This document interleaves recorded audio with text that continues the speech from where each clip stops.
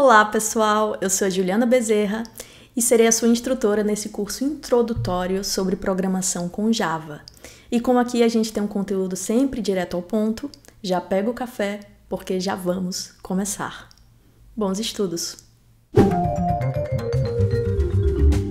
Aprender a programar não é tão difícil como dizem, mas requer bastante dedicação.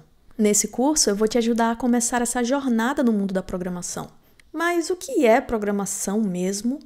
Antes de começar, precisamos definir alguns conceitos importantes e tudo começa pelo computador. O computador é um hardware, um conjunto de dispositivos que reagem à presença de energia. Sozinho o hardware não faz nada, é necessário interagirmos com ele utilizando um sistema operacional, como o Windows, o Mac ou até o Linux. O SO é uma interface amigável que nos permite enviar comandos através do teclado ou do mouse ao computador, para que a gente consiga abrir programas, exibir imagens e até assistir esse vídeo aqui que você está vendo agora. Esses comandos são traduzidos internamente para uma linguagem que o computador entende, que é a linguagem binária, os famosos zeros e uns. Como o computador é um componente eletrônico, que entende apenas a ausência e presença de energia, utilizar uma linguagem binária para representar esses estados faz bastante sentido, concorda? Esses conjuntos de zeros e uns representam os famosos programas de computador, pois são um conjunto de instruções que ele deve executar. E quem escreve esses programas de computador? Somos nós, programadores. Os programadores criam programas para executar tarefas que são complexas e custosas para humanos, mas que para o computador é tranquilo de desempenhar. Mas escrever programas com zeros e uns não é uma tarefa muito bacana, concorda? Imagine o número necessário de zeros e uns para escrever um programa mais complexo. O resultado não é nada legível para nós humanos e ainda requer bastante trabalho. É por isso que foram criadas as linguagens de programação. São linguagens amigáveis aos humanos que permitem escrever programas de computador. Essas linguagens são chamadas de alto nível, por serem mais próximas a um idioma falado, como o inglês. O código binário e outras linguagens mais próximas dele são conhecidas como linguagens de baixo nível, pois são mais legíveis para o computador e menos legíveis para nós humanos. É por isso que a maioria dos programadores, pelo menos os felizes, utilizam linguagens de alto nível para criar programas, como o C++, Java e Python. Mas como essas linguagens são entendidas pelo computador? A resposta é simples, elas precisarão ser traduzidas para ele. E para fazer essa tradução, existem algumas alternativas, como a compilação e a interpretação. A compilação é uma forma de traduzir uma linguagem de programação para um formato intermediário. E esse formato intermediário é executável pelo sistema operacional. Para isso, é utilizado um compilador e cada linguagem possui o seu. Linguagens como C++ e Java possuem um compilador e podem ser consideradas linguagens compiladas. Já a interpretação é uma forma de traduzir uma linguagem de programação instrução a instrução. Então, nessa estratégia, não teremos aquele formato intermediário. O programa é lido instrução a instrução por um interpretador que vai traduzindo e executando essas instruções uma a uma. O Python e o JavaScript são exemplos de linguagens interpretadas. O Java também é, mas vamos falar sobre isso mais à frente. Uma analogia que ajuda a entender a diferença entre essas alternativas é a de uma legenda e uma dublagem. A compilação funciona como uma legenda. Ela é gerada previamente para o programa. Já a interpretação é como se fosse uma dublagem, pois está sendo feita linha a linha do programa ao longo da sua execução. Então, para resumir, você aprendeu que o computador é um hardware que precisa de um software para desempenhar tarefas. Esse software é essencialmente um programa com código binário. E para facilitar a criação dos programas, foram criadas linguagens de programação, que são traduzidas para o computador através da compilação ou da interpretação.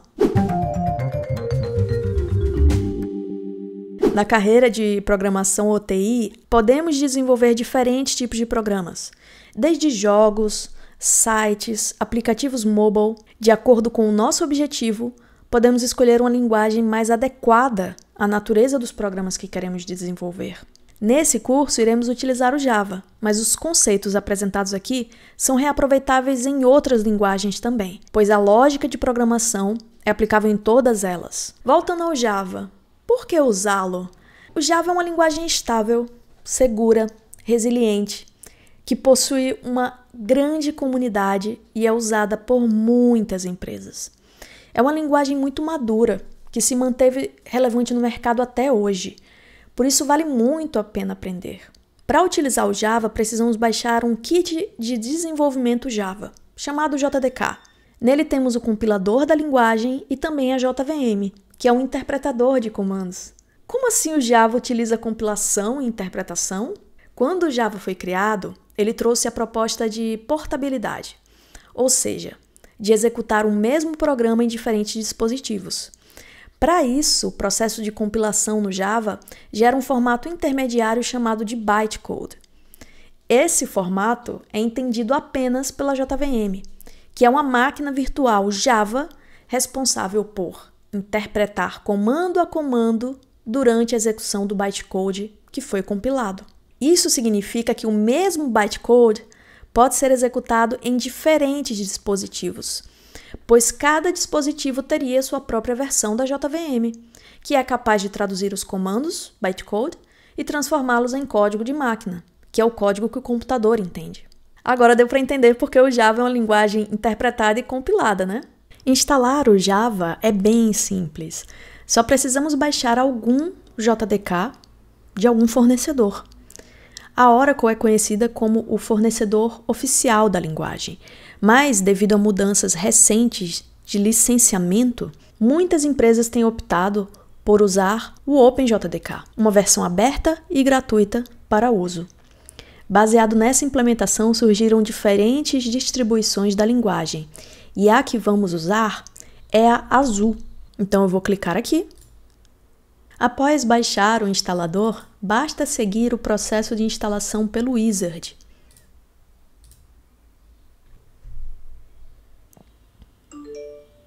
Se tudo der certo, poderemos abrir um terminal como o PowerShell do Windows ou o iTerm do Mac e executar o comando java --version e checar a versão instalada do Java na nossa máquina. Terminais são muito úteis para programadores e por isso todo sistema operacional possui um. No Windows temos o PowerShell e no Mac temos o iTerm. Com os terminais, podemos escrever comandos para o SO executar. Por exemplo, podemos acessar o local em que o Java está instalado com o comando cd, que significa Change Directory. É um comando basicamente para mudar de diretório. Vamos tentar fazer isso? Aqui no Mac, o Java é instalado em /library, /java, /java virtual machines e aí podemos dar Enter. Esse é o diretório que possui todas as versões do Java que temos instaladas aqui. Vamos utilizar o comando cd e acessar a versão que acabamos de instalar. Zulu 21.jdk. No Mac ainda temos alguns subdiretórios até chegar ao diretório base do Java, que é o que chamamos de Java Home. Então vamos usar o cd e a tecla Tab para navegar por esses diretórios. O primeiro é Contents e o segundo é Home.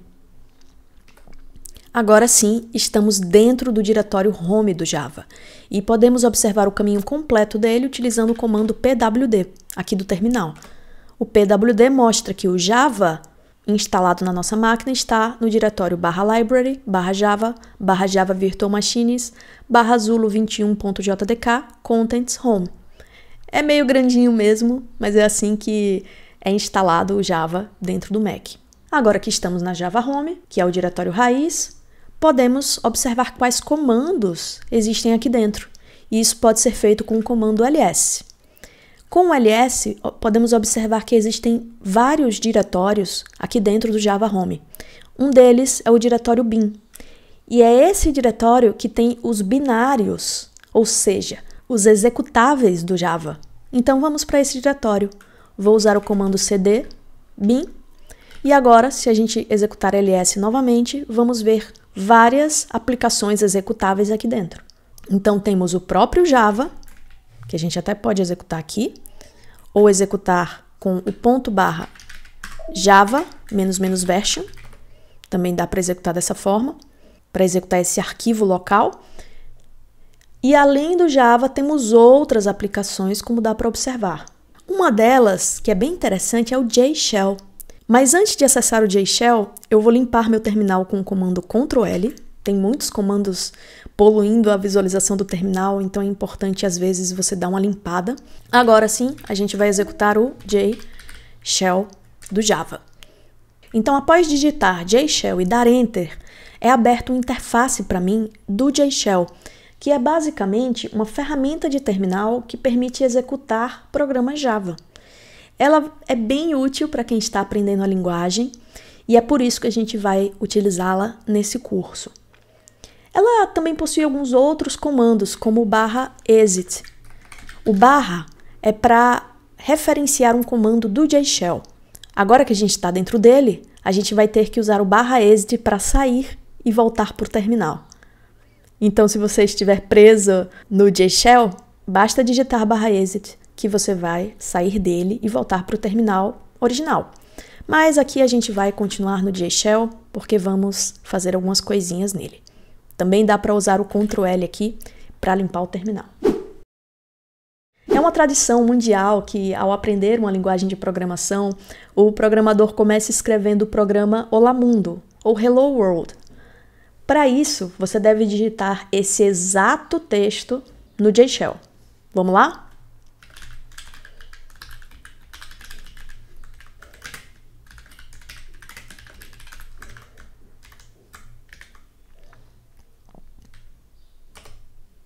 E olha só, magicamente apareceu a mensagem Olá Mundo para nós.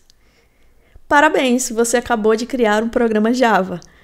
Viu que não é tão complicado como as pessoas dizem, né? Basicamente, programar é escrever códigos, utilizando uma linguagem de programação e executá-los no computador. Como estamos utilizando o JShell, vai ser necessário que você salve os seus códigos para revisar depois. Isso pode ser feito com o comando save e informando o nome do diretório que você deseja salvar o programa. Nesse caso, vamos salvar o programa Olá Mundo com o comando /save no diretório home, downloads, olamundo.java. Esse vai ser o nome do arquivo. Uma vez escolhido o lugar e o nome do arquivo, que tem que possuir a extensão .java, é ela que descreve um programa Java, podemos dar Enter. E se a gente voltar agora para o nosso navegador de arquivos, aqui apareceu o arquivo criado que acabamos de salvar. Eu coloquei dentro de uma pasta Java. Aqui a gente colocou direto em Downloads. Vamos fazer o seguinte, vamos colocar esse arquivo aqui dentro da pasta Java, Olá Mundo. Agora sim, o arquivo está aqui. E se a gente visualizar o seu conteúdo, perceba que aqui temos o programa Olá Mundo, que escrevemos lá no JShell. Podemos criar programas bem mais poderosos. Por exemplo, que tal imprimir aquele Olá Mundo 10 vezes? Para isso, vamos copiar o seguinte comando no JShell.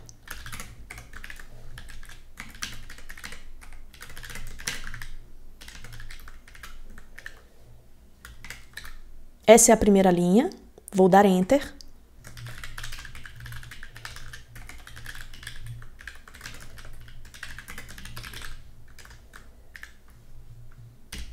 Essa é a segunda linha, vou dar Enter.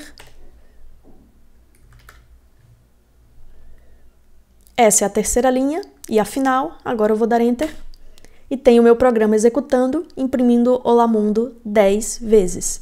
É claro, não se preocupe em entender os comandos que eu digitei aqui por enquanto, apenas se preocupe em copiá-los exatamente da forma que escrevi. E veja o resultado. Com praticamente 3 linhas de código, 2, na verdade, conseguimos exibir a mensagem Olá Mundo 10 vezes. Viu como a programação é uma ferramenta bem poderosa? Antes de prosseguir, se você chegou até aqui, parabéns! Você foi apresentado apropriadamente à linguagem Java e tem um futuro promissor pela frente. Isso mesmo, manter o foco nos estudos é uma habilidade muito importante para os programadores e por isso posso afirmar que você já começou com o pé direito. Agora vamos subir um pouco o nível. Estava muito fácil até aqui. Vamos explorar em mais detalhes os principais comandos da linguagem. Comentários permitem adicionar informações sobre um trecho de código específico para explicar o que ele faz. Vamos voltar ao Olá Mundo para entendermos como usar os comentários. Para usar um comentário, utilizamos os caracteres // e então toda linha digitada após eles será ignorada pelo computador. Assim conseguiremos adicionar informações sem quebrar o nosso código principal.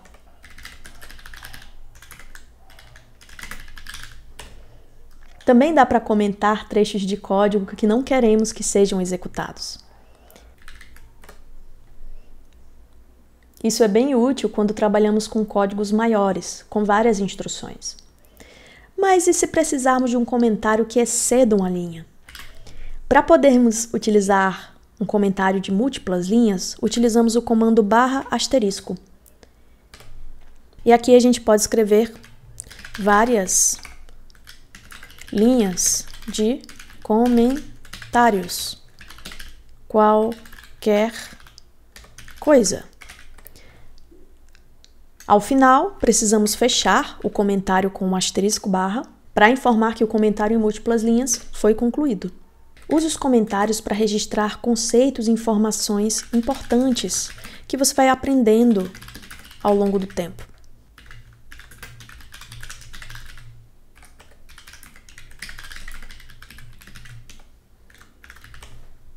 Assim, quando você estiver revisando o código, vai ter mais facilidade de lembrar o que cada comando faz.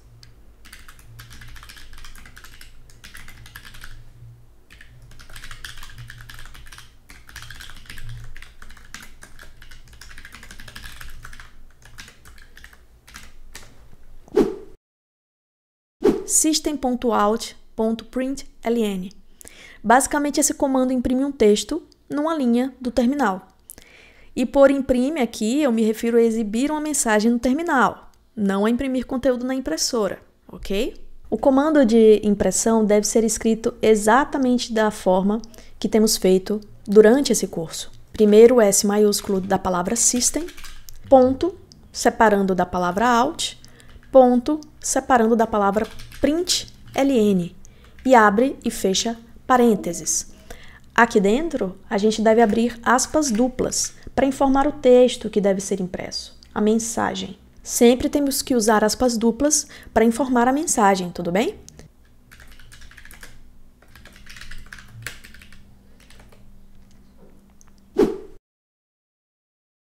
No Java e em outras linguagens de programação, existe o conceito de palavras reservadas. Elas são uma lista de palavras que têm um significado específico para a linguagem, como for, que utilizamos anteriormente. Existem inúmeras palavras reservadas, por isso não se preocupe em memorizá-las. Com a prática, você vai aprender a usar cada uma delas. Um programa pode conter várias linhas de código, então é importante que ele seja escrito de forma legível, isto é, capaz de ser lido por outras pessoas. Para isso existe o conceito de espaçamento e indentação. Você deve ter observado que utilizamos quebras de linha no código de impressão do Olá Mundo 10 vezes. Isso é necessário para não aglomerar comandos, que são diferentes, e tornar confusa a leitura daquele programa Java. Alguns comandos também possuem blocos de código associados a eles.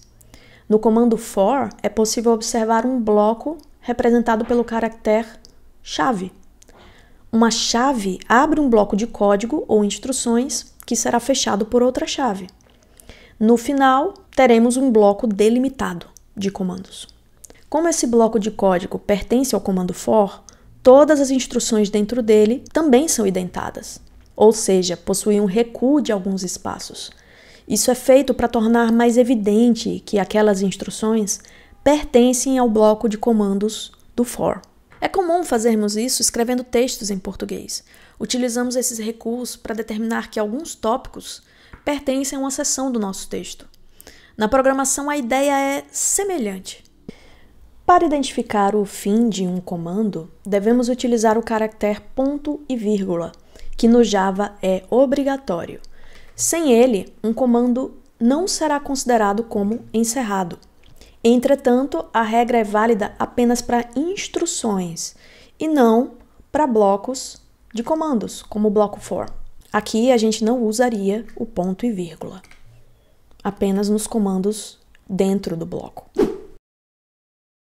Programas costumam lidar com diferentes tipos de dados. No Java, os dados podem ser representados como textos, números, caracteres e valores booleanos. A mensagem Olá Mundo é um texto, mas poderíamos também imprimir um número aqui. Por exemplo, o número 7. Para representar esses dados, o Java possui tipos pré-definidos. Os mais comuns são o tipo int, que representa números inteiros, o double, que representa números com casas decimais, o char, que representa caracteres, e o boolean, que representa apenas dois valores, true ou false, isto é, verdadeiro ou falso. Esses tipos são a base da linguagem, por isso são chamados de tipos primitivos. Eles armazenam apenas um valor simples. Os textos são armazenados em um tipo chamado string, que não é um tipo primitivo, mas é bastante usado em programas Java. Em Shell, podemos utilizar valores inteiros e decimais para fazer operações aritméticas. Tudo que uma calculadora faz, nós conseguimos fazer com o JShell e, consequentemente, com o Java. Esses valores que usamos diretamente são valores constantes, eles não mudam. Mas em programa Java, precisamos constantemente processar e atualizar dados.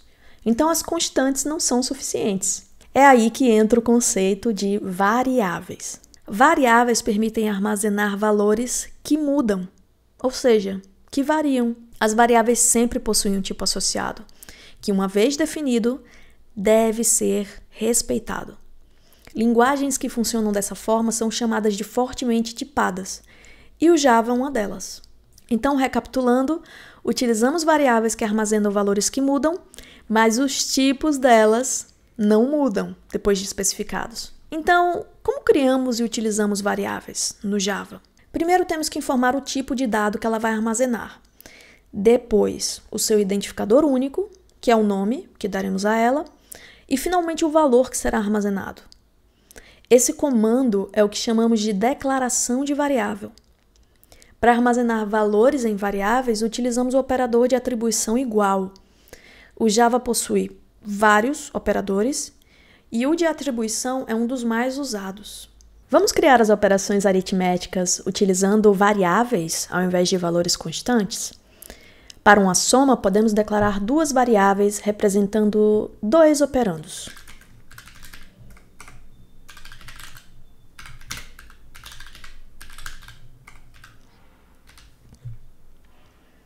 Vamos atribuir dois valores iniciais para elas.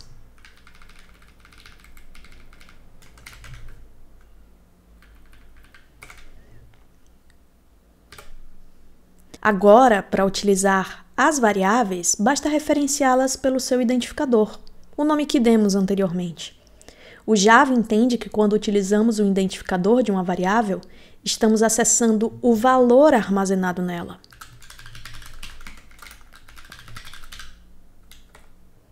O legal é que, ao utilizar variáveis, podemos modificar os valores armazenados utilizando novamente o operador de atribuição.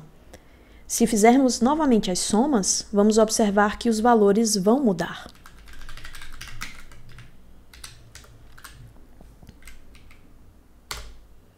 Agora lembre-se, a definição do tipo de dado da variável ocorre apenas uma vez, na sua declaração. Depois disso, podemos atribuir novos valores a essa variável, mas não vamos informar novamente o tipo. Ela é só declarada uma vez. E, é claro, só podemos utilizar valores compatíveis com o tipo da variável. O operador de atribuição pode ser enriquecido com alguns atalhos bem interessantes. Por exemplo, para incrementar um valor em uma unidade.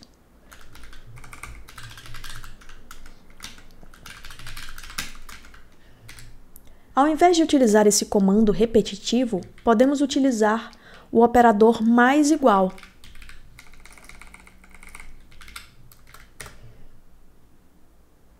Ou então o operador mais mais.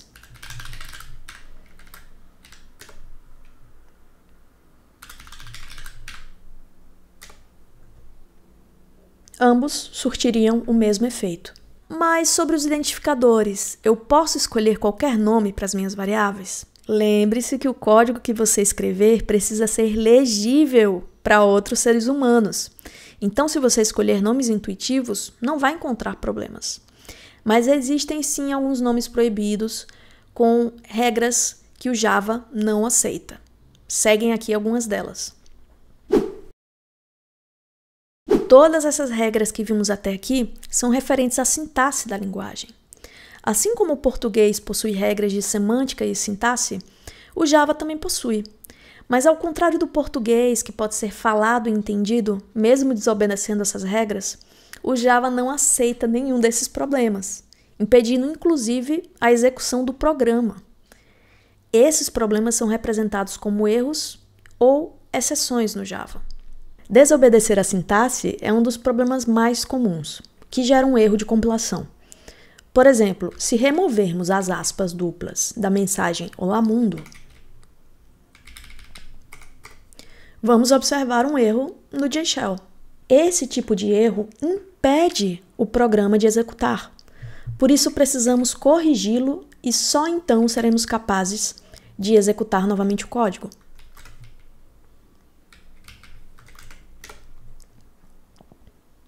Também existem outros tipos de erro que ocorrem apenas durante a execução de um programa.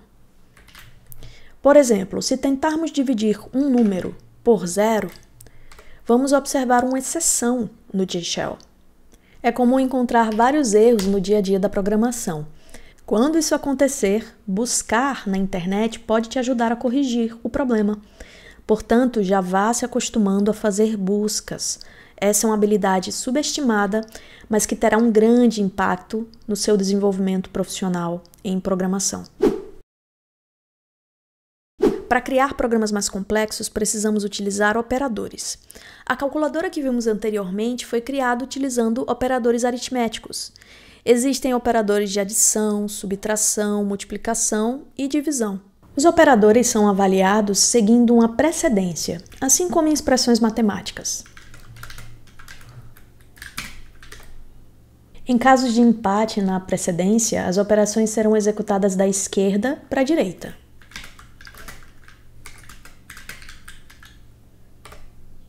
Nesses cenários, podemos modificar a precedência padrão utilizando parênteses e assim selecionar a expressão que queremos que seja executada primeiro.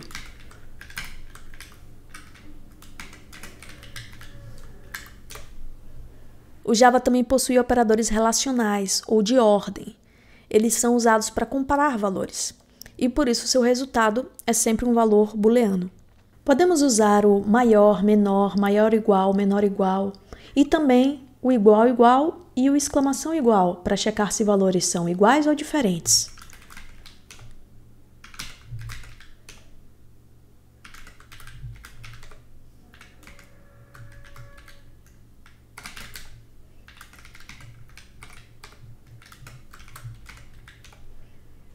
Lembre-se que para comparar igualdade usamos o igual igual. Um igual apenas é um operador de atribuição, portanto não deve ser usado para comparar valores. Se precisarmos encadear mais de uma expressão relacional, podemos usar operadores lógicos. Podemos checar, por exemplo, se duas condições são verdadeiras e não apenas uma.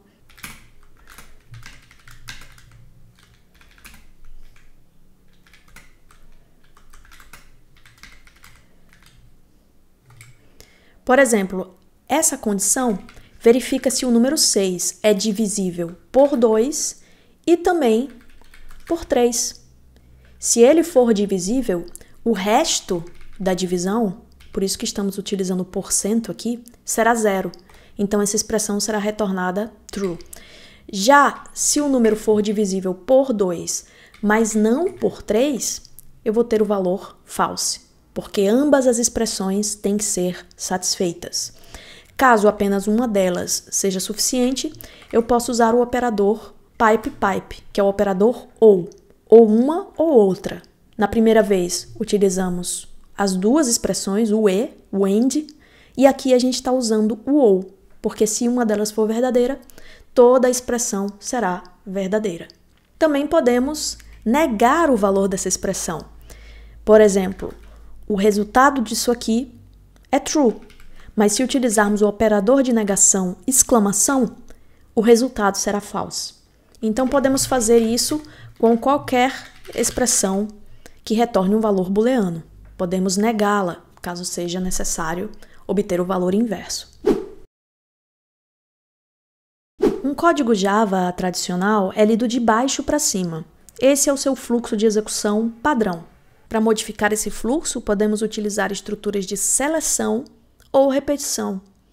Essas estruturas permitem selecionar apenas alguns blocos de código para execução ou até repetir instruções, como fizemos com Alamundo.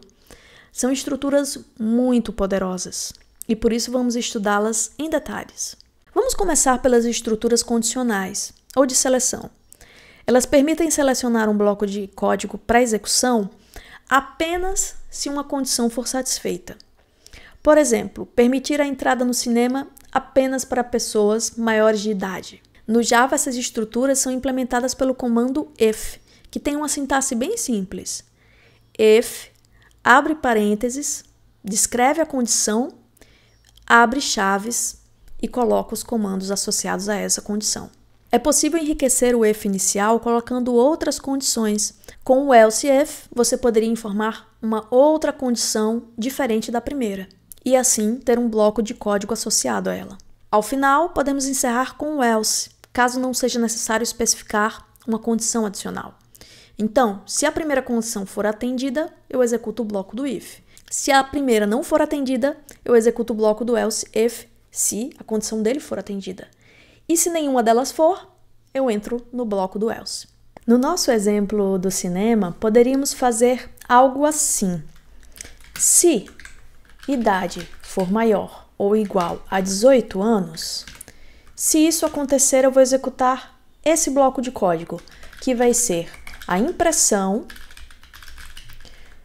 da mensagem pode entrar. Bom filme. Uma mensagem polida e educada. No final, eu fecho o bloco e eu vou colocar agora a condição caso a idade seja menor que 18 anos. Então, eu vou usar o else. Eu não preciso colocar um outro teste, pois ou ela é maior ou igual, ou ela é menor que 18. Então, o else é suficiente para mim. Se não, eu vou imprimir uma outra mensagem que vai ser: esse filme é para... filme é apenas para maiores. Criança. Algo assim. E aí fechamos o bloco de comandos. Se a gente executar esse código, a gente precisaria primeiro ter a variável idade definida. Então, vamos definir aqui, idade igual a 18, inicialmente, ela vai ser uma variável do tipo inteiro. Esse é o primeiro comando que eu vou executar, idade é igual a 18, ok. Agora eu vou reexecutar aquele if que eu tinha escrito. Agora sim, essa exclamação ficou fora da aspa dupla, por isso que está dando erro. Deixe-me corrigir aqui. A exclamação aqui, faz parte do texto. E eu acabei colocando fora da aspa dupla. E aí, visualizei aquele erro. Agora sim, deixa eu apagar isso aqui. Pode entrar bom filme. Se a idade for 16, abrir espaço aqui. Se a idade for 16 e eu executar esse código, ele não vai me deixar entrar. Já deu para entender que as estruturas de seleção são bem poderosas. Mas e as estruturas de repetição? As estruturas de repetição permitem repetir um bloco de comandos enquanto uma expressão for satisfeita, isto é, enquanto o valor dessa expressão for verdadeiro. No Java, podemos utilizar o comando while para implementar essas estruturas. A sintaxe utilizada também é bem simples e similar ao if. While, abre parênteses, expressão, abre chaves. Simples, né? Isso significa que os comandos delimitados do while irão executar enquanto a expressão configurada for satisfeita, enquanto essa condição for verdadeira. Por exemplo, esse vídeo que você está assistindo agora está executando enquanto você não pressiona o botão pause do player. Isso poderia ser codificado da seguinte forma. Eu posso criar uma variável booleana pause, que ela começa com o valor false, significa que não está pausado, e utilizar um loop while.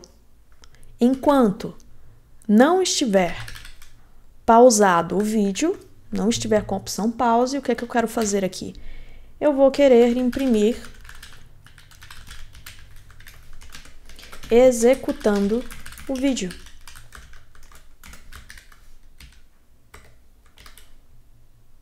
Certo?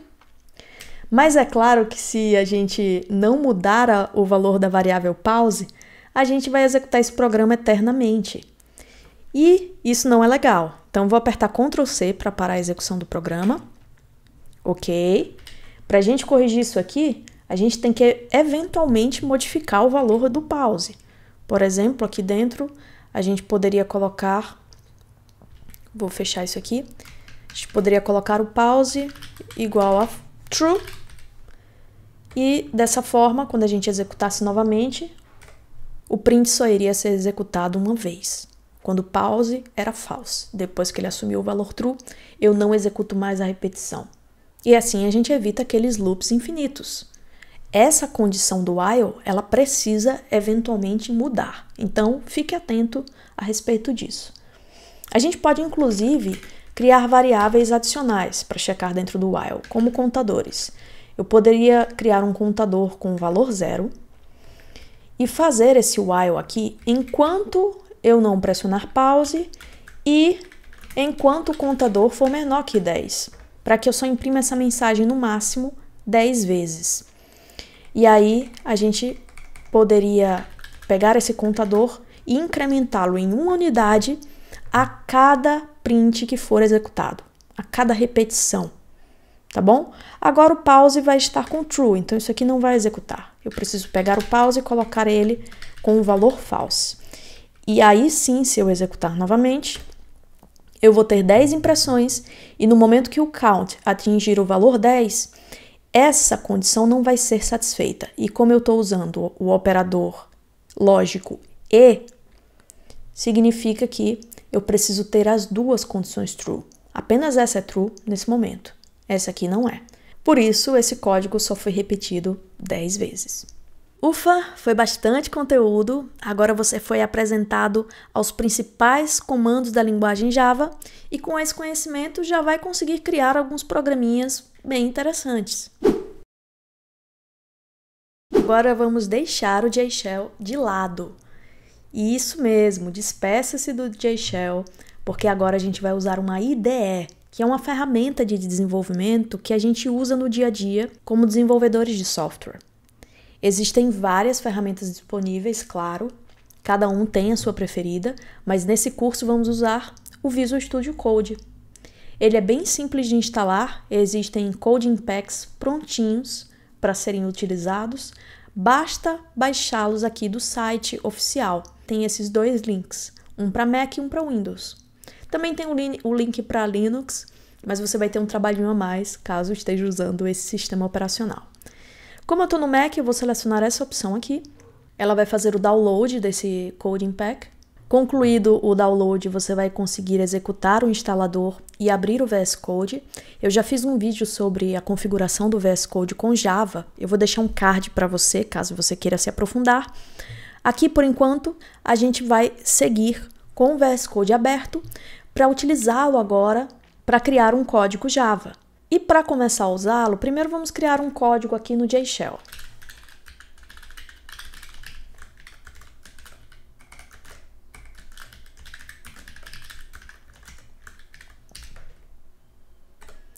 Código Olá Mundo. Vamos salvar esse código em algum diretório do nosso computador para a gente abrir lá no VS Code.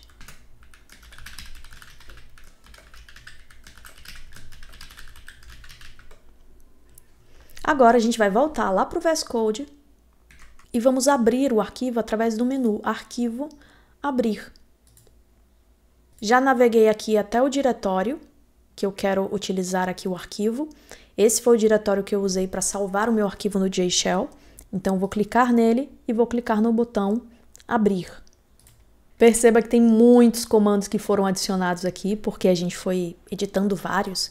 Então, vou apagar tudo e vou deixar só o system_out, o system_out_println, que é o Olá Mundo, para a gente trabalhar com ele, tá bom? E agora você já percebeu que o código está apresentando erro. E aí eu vou trazer uma novidade para você que pode ser um pouco bombástica. Tudo que codificamos até agora e que funcionou no JShell não vai executar no VS Code. Pois é, a gente criou alguns códigos incompletos até agora, mas a gente teve um bom motivo. O código que criamos foi o código principal da linguagem, ele é todo funcional, a gente focou nos fundamentos das lógicas reais de programa Java, como estruturas de repetição, seleção, variáveis, operadores, só que tem algo dentro do Java que é chamado código boilerplate. É um código obrigatório que precisa ser adicionado para que um programa possa executar. A primeira parte do código boilerplate que a gente precisa adicionar é chamada de ponto de entrada da aplicação. É o que chamamos de função principal, ou função main. Essa função ela precisa ser declarada da seguinte forma, com essas exatas palavras: public, static, void, main, string, colchetes, args, abre o bloco de comandos e coloca o system_out aqui dentro. Sim, são todas essas palavras mesmo. Existem algumas palavras reservadas que você ainda não conhece, mas por enquanto basta entender que essa instrução é obrigatória em um programa Java. Eu só posso ter uma instrução dessa porque ela é o ponto de entrada. Um programa Java pode ter vários arquivos. Como é que eu falo para a JVM por onde começar? Através da função main. É por isso que precisa haver a declaração de pelo menos um método main, uma função main dentro do seu programa Java, que é o entry point, o ponto de entrada de execução dessa aplicação Java. Só que ainda está dando erro, não é verdade? Eu posso até tirar esse comentário aqui e você vai perceber que ainda está com um errinho. E o que está acontecendo aqui agora? Ainda tem mais um código boilerplate para ser adicionado. E esse código é o que chamamos de classe. Um programa Java, como eu falei, pode ser composto de vários arquivos. E cada arquivo representa uma classe. Uma classe, ok? Classe é uma estrutura que define algum conceito do mundo real. Por exemplo, se a gente quiser criar um programa de gerenciamento de estoque, o que a gente poderia criar de classes aqui para representar os conceitos do mundo real relacionados a estoque? A gente poderia ter uma classe chamada produto, uma chamada almoxarifado, outra chamada estoque e assim por diante. Por isso, se a gente quiser criar aqui no nosso exemplo um programa que imprime Olá Mundo, a gente vai precisar criar uma classe e isso pode ser feito com as palavrinhas public class e o nome da classe, que precisa ser igual ao nome do arquivo. Como eu chamei o arquivo Olá Mundo, eu vou colocar o nome da classe Olá Mundo também. A classe tem um bloco de códigos associado a ela, portanto esse método main vai entrar aqui nesse bloco de código. E agora sim, eu tenho o código completo. Então, eu tive que adicionar um ponto de entrada, que é o método main, ou função main, e uma classe para encapsular, para englobar esse método main. E sim, esses são códigos obrigatórios para qualquer programa Java que você for definir. Você vai ter que criar classes, você vai ter que criar um método main. Por isso, vai treinando aí, porque vai ser uma prática bem costumeira para você. E agora sim a gente consegue executar o programa Java pressionando esse botão Run que está aparecendo aqui. E se a gente pressionar, o VS Code vai mostrar um terminal embutido nele e a mensagem Olá Mundo. Então a gente conseguiu usar o código do J-Shell, mas enriquecendo ele com o código boilerplate necessário para que um programa Java execute. Então vou colocar aqui, ó, boilerplate, para que você dê uma estudada em relação ao boilerplate do Java e continue aprendendo sobre esses códigos necessários para usar em seus projetos. Acho que você entendeu porque eu resolvi falar sobre isso apenas no final. Para muita gente, o Java é complexo principalmente por causa da quantidade de código boilerplate necessária para que ele execute. Mas não se preocupe, é algo que com a prática não vai fazer mais diferença para você. E a IDE também vai te ajudar com funções de autocompletar. Então aquele código que você teria que memorizar, a IDE já gera para você automaticamente. Parabéns pela conclusão do curso. Esse foi o pontapé inicial nessa carreira de desenvolvimento Java. Então, continue estudando, continua consumindo conteúdos sobre Java para aprender mais e mais. E é claro, se você tiver interesse, também dá uma olhada no meu curso de Java. Eu vou deixar o link aqui na descrição. É um curso bem completo que tem bastante exercício para você praticar conceitos mais avançados da linguagem, como, por exemplo, orientação a objetos e outras APIs do Java. No mais, ficamos por aqui. Até o próximo vídeo.